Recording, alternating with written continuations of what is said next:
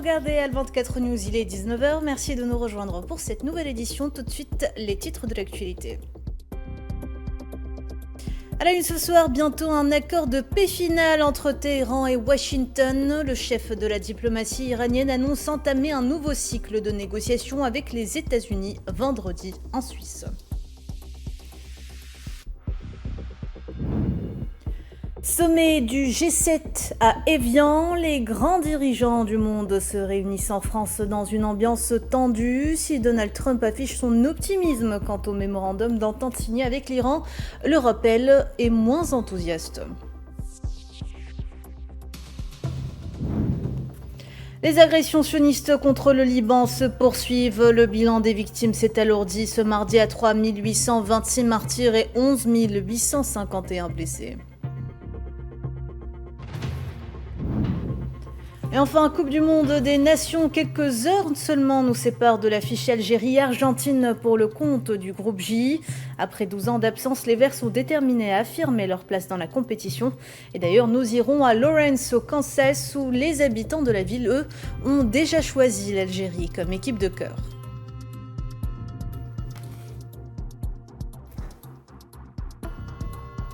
Bonsoir à toutes et à tous. Après des mois de guerre, de tensions et de tentatives de pourparlers, les perspectives d'un accord de paix entre l'Iran et les États-Unis ne seraient plus si lointaines que l'on pensait il n'y a pas si longtemps que ça.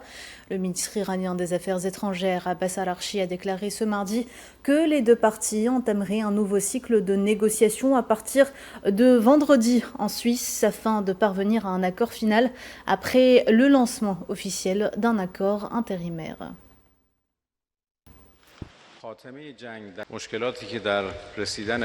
En raison des difficultés rencontrées pour parvenir à un accord avec les États-Unis, difficultés liées à l'agression criminelle perpétrée par ces derniers et le régime sioniste contre l'Iran, nous avons finalement décidé de scinder les négociations en deux phases. Dans un premier temps, nous aborderons les questions relatives à la fin de la guerre au détroit d'Ormuz, au blocus maritime, au blocage des fonds iraniens gelés, à la reconstruction et à d'autres sujets connexes. L'objectif est de parvenir à un mémorandum d'entente sur ces points, puis de poursuivre les négociations pendant 60 jours afin de conclure un accord définitif. Cet accord final permettra de prendre des décisions sur les questions nucléaires et la levée des sanctions et nous aboutirons à un règlement global. Néanmoins, pour Téhéran, la fin de la guerre au Liban reste une partie indissociable pour mettre fin à la guerre au Moyen-Orient, selon le chef de la diplomatie iranienne. De notre point de vue, les deux parties à ce mémorandum sont d'un côté les États-Unis et Israël et de l'autre côté l'Iran et le Hezbollah. La fin de la guerre au Liban est une partie indissociable de la fin complète de la guerre. Dans un premier temps, l'élément le plus important est l'annonce de la fin de la guerre, conformément à la décision prise dès lundi matin. Heure de Téhéran, date de la conclusion de l'accord final. La fin officielle de ce mémorandum d'entente aura lieu vendredi. Néanmoins, l'annonce de la fin de la guerre a été faite dès lundi matin et c'est peut-être là le point le plus important de ce mémorandum. L'annonce d'une fin immédiate et définitive des hostilités sur tous les fronts, y compris au Liban. Dans le même contexte, le ministère iranien des Affaires étrangères a annoncé que le président du Parlement, Mohammad Bagher Ghalibaf, présidera la délégation iranienne lors de la cérémonie de signature de l'accord avec les États-Unis prévue en Suisse. Une prochaine phase des négociations qui sera consacrée à l'examen des dossiers liés à l'enrichissement et au stock d'uranium de Téhéran, ceci figurant parmi les principales questions en suspens dans les discussions.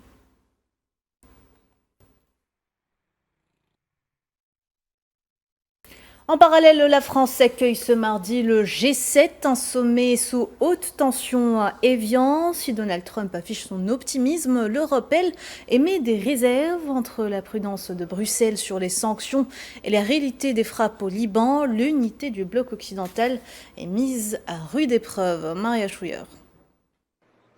Escorté par un impressionnant dispositif de sécurité, le président américain Donald Trump arrive à Évian pour assister au sommet annuel du G7. Sur le tapis rouge, il sourit aux caméras avant d'entrer dans le grand salon des négociations. Une sérénité de façade qui tranche avec l'urgence du moment et le climat géopolitique lourd. Le président américain arrive avec un accord de principe historique négocié avec Téhéran.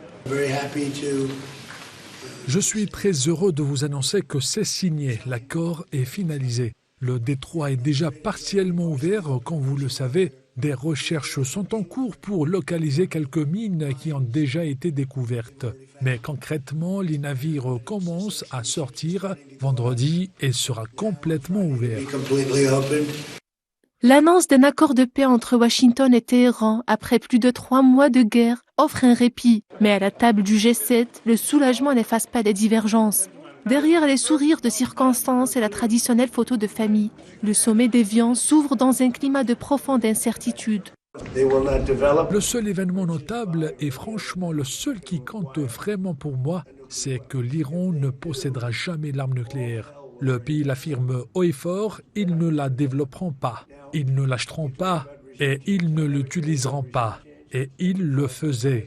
Les conséquences seraient inimaginables. Pas de conséquences mineures, je ne vous les décrirai même pas, mais des conséquences catastrophiques. Cela étant dit, j'espère que nous aurons d'excellentes relations. Mais le plus important, c'est qu'ils ne posséderont pas l'arme nucléaire. Et c'est la raison pour laquelle je me suis engagé et c'est la raison pour laquelle j'ai accepté de signer. Pour l'Europe, pas question de crier victoire trop vite. Pas question de lever les sanctions contre Téhéran sans garantie concrète. Pour la Commission européenne, la levée des sanctions économiques est un levier politique qui, je cite, ne se bradera pas, surtout tant que le Liban reste sous les bombes. Le principe des sanctions repose sur la nécessité d'un changement concret sur le terrain avant d'envisager leur levée. Les sanctions visent à modifier les comportements. Si les comportements évoluent de manière crédible et vérifiable, alors les sanctions peuvent être levées. Mais l'inverse est également vrai. Tant qu'aucun changement de comportement n'est constaté, les sanctions ne peuvent être levées en raison des violations des droits humains et de la présence d'armes de destruction massive. Je tiens à souligner qu'il ne peut y avoir de paix durable tant que le Liban reste en proie aux flammes. Nous nous appelons à un véritable cessez-le-feu et au plein respect de la souveraineté du Liban. La situation au Moyen-Orient cristallise toutes les attentions. Malgré l'annonce surprise d'un cessez-le-feu entre les États-Unis et l'Iran, les divisions restent profondes au sein du G7, notamment sur la question cruciale de la réouverture du détroit d'Ormuz. Justement, les données de la navigation internationale ainsi que les médias iraniens ont révélé ce mardi la fin du blocus maritime américain imposé à l'Iran. Les agences Fals et Tasnim ont rapporté que plusieurs navires iraniens ont pris la mer ce matin, en plus de 3 pétroliers et de 2 navires marchands iraniens qui ont navigué dans la nuit de lundi à mardi, franchissant la ligne de blocus sans aucun incident.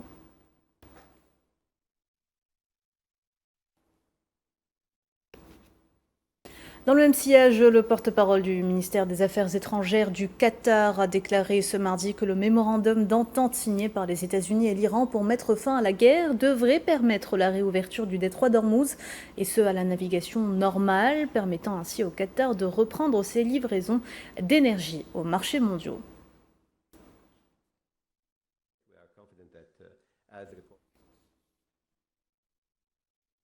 De son côté, la Chine a déclaré ce mardi qu'elle, je cite, garantirait pleinement la sécurité des navires et des équipages appartenant à des Chinois dans le détroit d'Ormuz, alors que Pékin se félicitait justement du mémorandum d'entente de première phase entre Washington et Téhéran.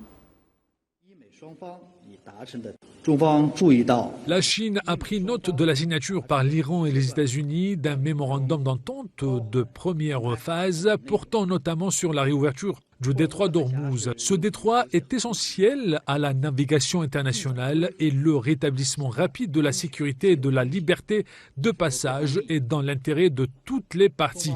La Chine est disposée à maintenir le dialogue avec les pays concernés et la communauté internationale à ce sujet. Concernant la question des navires chinois que vous avez évoquée, la Chine est en contact avec toutes les parties et continuera de garantir pleinement la sécurité des navires de nationalité chinoise et de leurs équipages. Sur le volet nucléaire, le vice-président américain J.D. Vance a annoncé le retour des inspecteurs de l'Agence internationale de l'énergie atomique en Iran en vertu de l'accord de cessez-le-feu, confirmant ce mardi dans une déclaration faite à la chaîne NBC que l'AIEA et Washington aideront l'Iran à détruire son stock d'uranium que les États-Unis estiment hautement enrichi.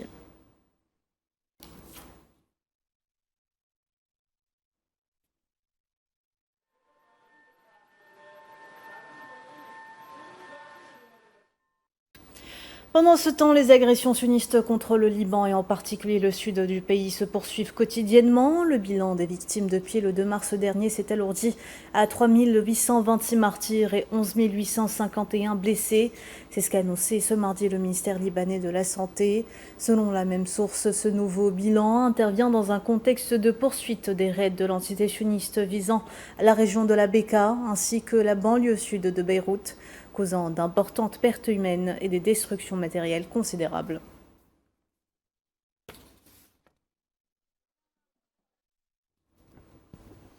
Au milieu des débris, certains refusent de quitter leur terre. Un abattier dans le sud du Liban, Chouk Hussein Kaïl, âgé de 28 ans, a décidé de tout faire pour garder la boucherie familiale montée par son grand-père dans les années 50. Plus qu'un simple gagne-pain pour elle, cette boucherie fortement endommagée par les bombardements sionistes est sa deuxième maison. On écoute.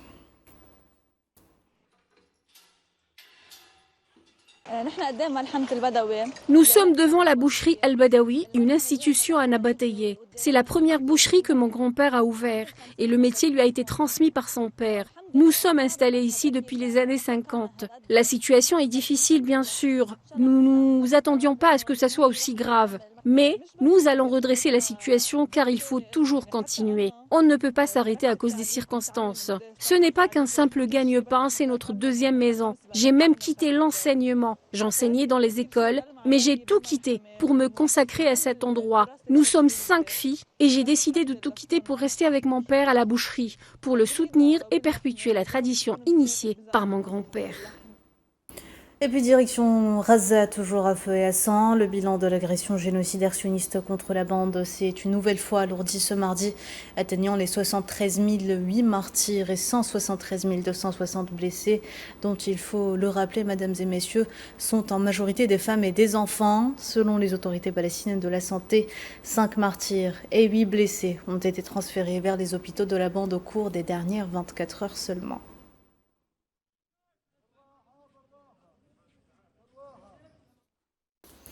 Et ce sont des images devenues quotidiennes qui nous parviennent depuis Raza. Des familles se sont réunies ce mardi à Nusayrat pour faire leurs adieux à 2 civils tombés en martyrs dans une attaque sioniste près d'un immeuble résidentiel dans la région. Nous avons entendu une très forte explosion dans le quartier, nous avons couru vers l'endroit visé qui était tout près, nous avons trouvé 2 jeunes hommes d'une trentaine d'années, déchiquetés. Même leurs traits, malgré nos efforts pour les identifier, étaient méconnaissables. Ils étaient complètement démembrés. Nous avons rassemblé leurs restes éparpillés sur les murs et au sol, nous avons même récupéré des débris sur les toits des bâtiments, tant l'explosion était violente. Le mensonge de la trêve auquel nous avons cru et auquel le monde entier a cru est devenu un prétexte pour commettre des crimes contre notre peuple, les personnes vulnérables, les déplacés, les opprimés. C'est un mensonge qui ne sert à rien. Malgré la dévastation, les restrictions sionistes et les pénuries d'équipements, les passionnés de surf de Raza bravent tous les dangers et continuent de pratiquer leur sport favori, la mer étant leur seul échappatoire face au chaos et à l'angoisse. Récit de Amalam Zensitouni. Au milieu des ruines et des tentes de déplacés, ces jeunes Razaouis se dirigent à la plage. La planche à la main, ces surfeurs continuent de trouver des moments d'évasion en chevauchant les vagues de la Méditerranée. Leur seul exutoire après plus de 2 ans de génocide. Khalil Aboujieb est un jeune surfeur palestinien reconnu pour sa passion inébranlable et sa résilience. Il espère pouvoir participer à des compétitions hors de l'enclave. Je surfe depuis 13 ans. Mes rêves sont sur le point de s'effondrer, mais j'espère toujours pouvoir continuer à pratiquer ce sport en dehors de Raza. Nous nous sentons isolés du reste du monde et j'ai le droit de pratiquer ce sport aux côtés d'athlètes d'autres pays et de participer à des compétitions internationales. Tahsin Abou Assi, un surfeur palestinien de 23 ans, souligne les difficultés rencontrées par les surfeurs locaux, notamment le manque d'entraîneurs et de matériel adéquat. Nous devons nous débrouiller seuls. Il n'y a ni entraîneur ni matériel, ce qui rend l'apprentissage difficile et long. Apprendre seul demande énormément d'efforts. Un symbole de résilience pour la poignée de surfeurs razaouis encore actifs. La mer est devenue un moyen vital de faire face au stress, au traumatisme et aux conditions de vie dans les tentes. Le président algérien Abdelmadjid Tebboune a adressé lundi soir ses vœux au peuple algérien à l'occasion du nouvel an de l'Hégire 1448, souhaitant aux Algériennes et Algériens santé, bien-être et prospérité.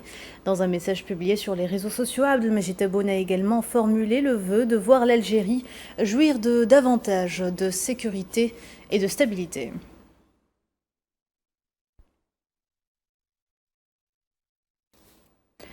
Crise sanitaire en République démocratique du Congo. Le plus haut responsable de la santé du Centre africain de contrôle et de prévention des maladies a averti ce mardi que l'épidémie d'Ebola en RDC pourrait, je cite, devenir la pire jamais enregistrée, citant des lacunes importantes dans le traçage des infections potentielles. Selon Jean Kessaya, seulement 12% environ des 33 000 contacts estimés avaient fait l'objet d'un suivi, ce qui accroît le risque de propagation plus importante.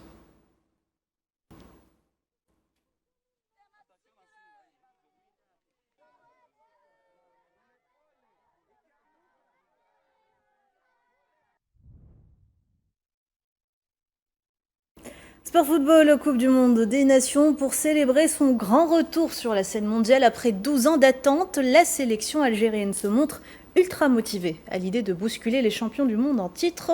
Algérie-Argentine, c'est ce soir, une bataille plus qu'attendue au Kansas City Stadium. Mohamed Wali Ben Chaban nous dresse le tableau. Alhamdoulilah, on est qualifiés les gars.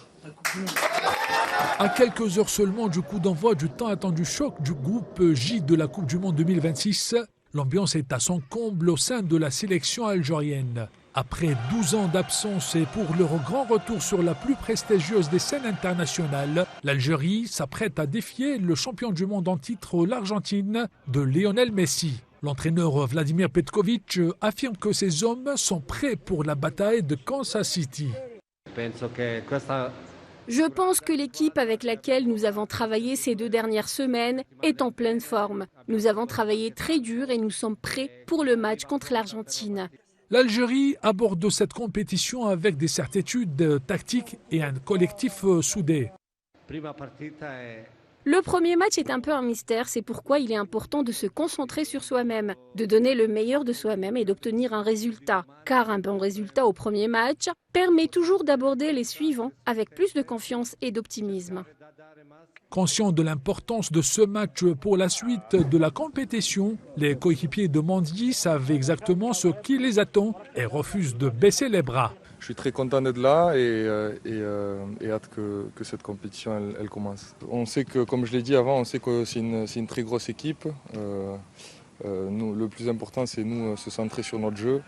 Je pense que c'est la meilleure des manières de commencer ce match et bien commencer la compétition. Je pense qu'on s'est bien préparé pour ce rendez-vous, pas seulement pour l'Argentine, mais pour ces d'abord trois matchs de groupe. Ce genre de match, ça se gère surtout en équipe plus qu'individuellement. Ce genre de compétition, ce genre de match, ça joue sur les détails. Et il faudra être vigilant à tout, parce qu'ils ont des grands joueurs de leur côté. Mais nous aussi, on a nos forces et on va jouer avec pour leur faire mal. Bien que l'Albi Céleste se présente en grande favorite au Kansas City Stadium, les Argentins restent confiants et déterminés à donner le meilleur d'eux-mêmes. Nous sommes détendus car il s'agit d'un match de football et nous avons déjà l'expérience de la dernière Coupe du Monde. Le premier match n'est pas crucial, même s'il est important. Nous sommes confiants et pensons que tout ne se jouera pas dès le premier match. Nous sommes sereins et confiants. Nous allons affronter une très bonne équipe composée d'excellents joueurs, mais nous sommes confiants, nous sommes dans une bonne dynamique. Je pense qu'il nous faut faire preuve d'humilité et de persévérance pour affronter ce genre de compétition. Nous sommes en forme, nous donnons le meilleur de nous-mêmes et bien sûr, nous savons que nous sommes les champions et que tout le monde voudra nous battre. Nous devons donc nous préparer de la même manière, mais nous savons que nous allons être compétitifs et nous devons donner le meilleur de nous-mêmes. Et globalement, je pense que nous sommes en bonne forme. Toute l'Algérie retient son souffle face aux champions du monde. Les Fennecs ont rendez-vous avec l'histoire, armés de leur ferveur et d'une confiance qui ne demande qu'à se traduire sur le terrain. Et comme à leur habitude, les supporters algériens ont su créer une belle ambiance dont eux seuls ont le secret. La bonne humeur contagieuse et le comportement exemplaire des supporters algériens ont poussé les habitants de Lawrence, Kansas à adopter l'Algérie et ses Fennecs pour ce mondial. Sohila Kelal. À plus de 8000 km d'Alger, les cœurs s'embrasent pour l'équipe nationale d'Algérie.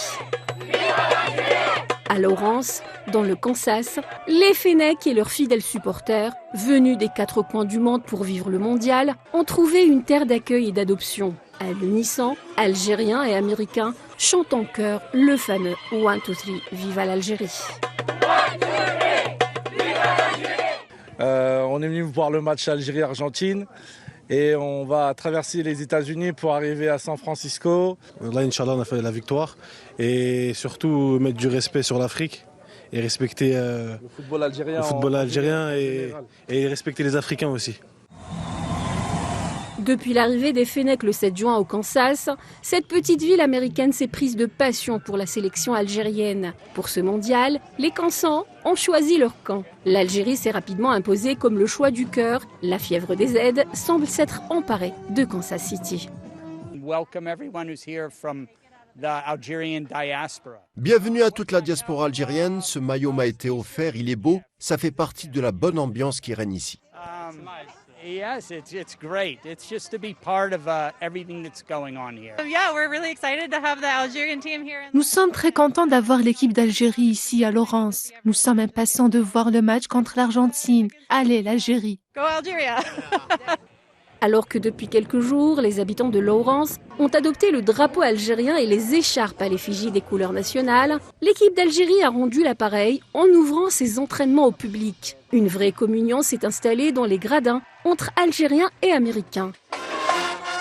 La fanfare de l'université de Kansas City a interprété pour l'occasion l'hymne national Qassaman. Nous sommes ravis que l'équipe d'Algérie soit basée ici à Lawrence. Il y a une très belle communauté algérienne au Kansas. Nous sommes impatients de voir l'équipe évoluer dans la compétition. Nous aimons l'Algérie, nous sommes ravis d'être ici. L'équipe est géniale et je pense qu'ils vont battre l'Argentine. Vive l'Algérie! On va leur souhaiter, Inch'Allah, bonne chance pour la Coupe du Monde, Inch'Allah, prochain match contre l'Argentine.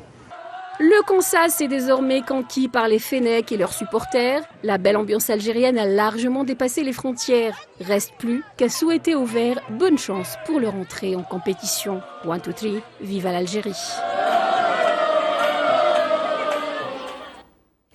De quoi nous redonner le sourire. Autre affiche du jour, l'Autriche et la Jordanie lancent leur mondial au San Francisco Bay Area Stadium.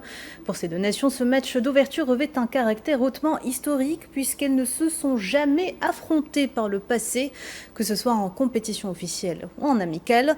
Pendant 2 semaines de travail intense, les deux sélections peaufinent leurs entraînements afin d'entamer le tournoi sur le bon pied.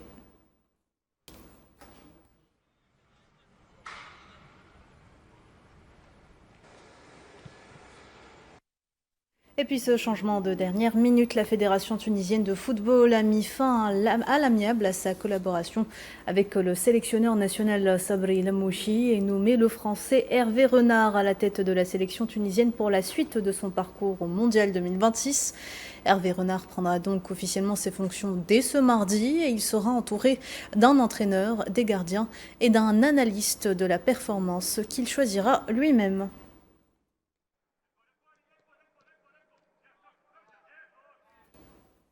Et voilà, madame, monsieur, on arrive à la fin de cette édition. Merci d'avoir suivi ce journal. Vous pouvez revoir ce programme sur nos réseaux sociaux ou bien en scannant le QR code qui s'affiche en bas de votre écran. L'actu continue sur Al24 News. Excellente soirée à toutes et à tous et 1, 2, 3, vive l'Algérie.